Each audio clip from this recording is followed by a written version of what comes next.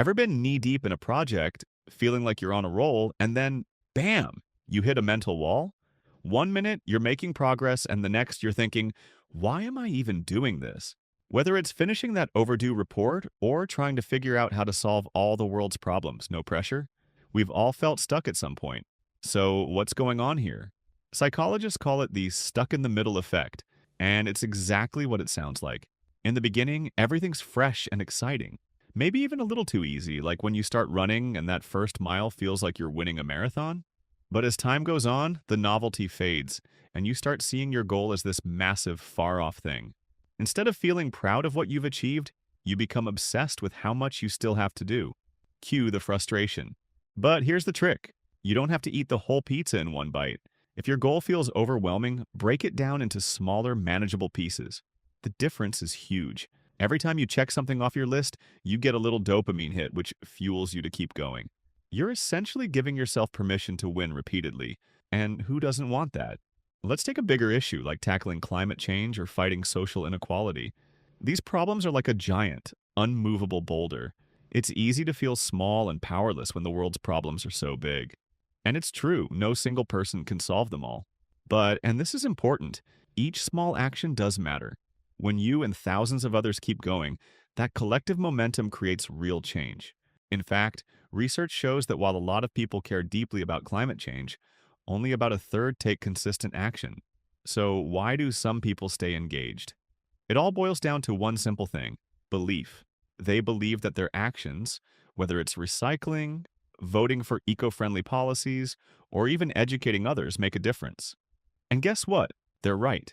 Small actions can snowball into bigger ones, and history proves that change often starts with just a few motivated individuals who refuse to give up. Now, before you think this is all about passion and heart, let's talk about anger.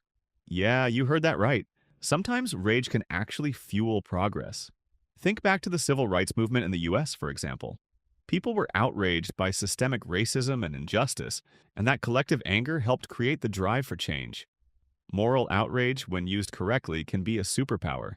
It helps us focus on what's at stake and push for a solution. Just remember, you're angry about the problem, not about being stuck. And let's not forget about collaboration. Feeling stuck can feel a lot less lonely when you've got people who are in the trenches with you.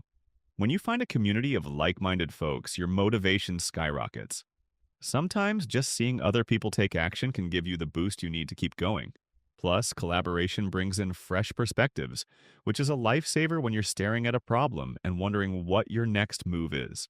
You'd be surprised how much just doing something, anything, can help you get unstuck.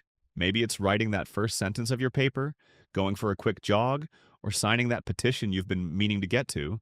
The point is, no action is too small. It's like the domino effect. One little action knocks over the next, and suddenly you're back on track.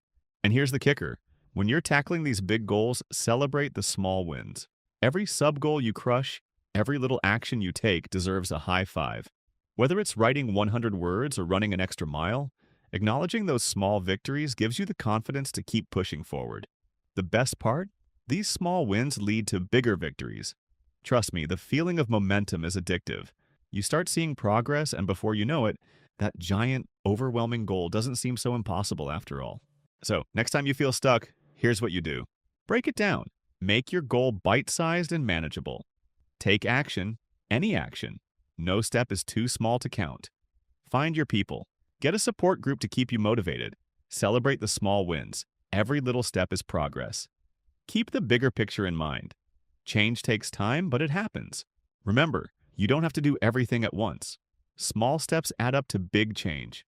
The road to any goal might be long, but every action you take, no matter how tiny, is a step closer to the finish line.